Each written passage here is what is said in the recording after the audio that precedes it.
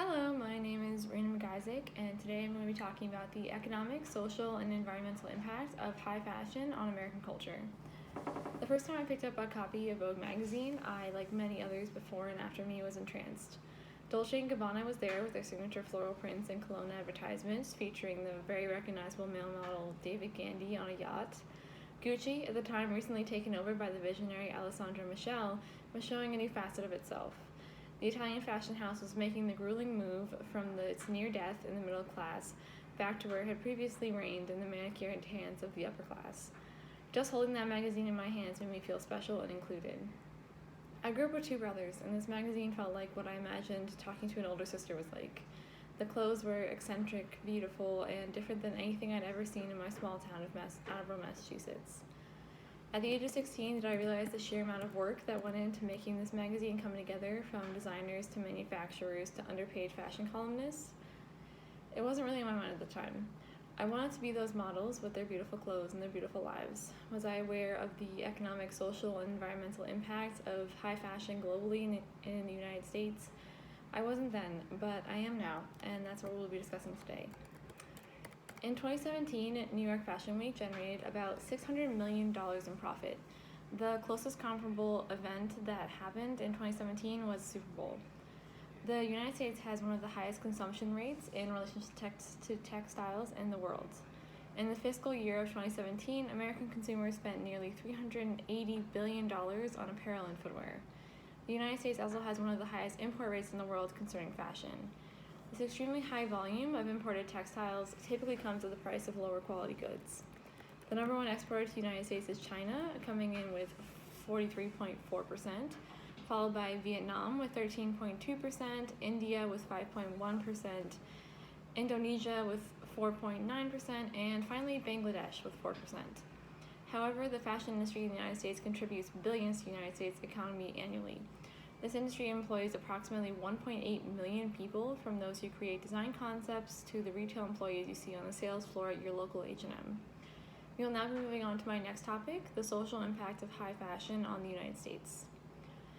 Enclothed cognition is the idea that clothes not only change others' perceptions of the wearer, but the wearer's perception of themselves. A prime example of this is the lab coat experiment published by the Journal of Experimental Social Psychology. Subjects were given two different sets of white coats to wear. Participants were then told that one set was a lab coat and the other set a painter's coat. When wearing the lab coat, the participants were observed as having a more sustained attention span compared to when wearing the painter's coat. Psychologists concluded that when subjects were wearing an article of clothing that is typically associated with a high intelligence level, participants were more likely to perform at a higher intelligence level. This showcased clothes' impacts on humans psychologically. One negative impact of the high fashion industry is that fashion houses have had the ability to dictate what beauty looks like by using models. For years, these models have typically been very thin and very tall. As both women and men take these standards of beauty, they may try to imitate this body type to the point where it can be detrimental to their physical and mental health.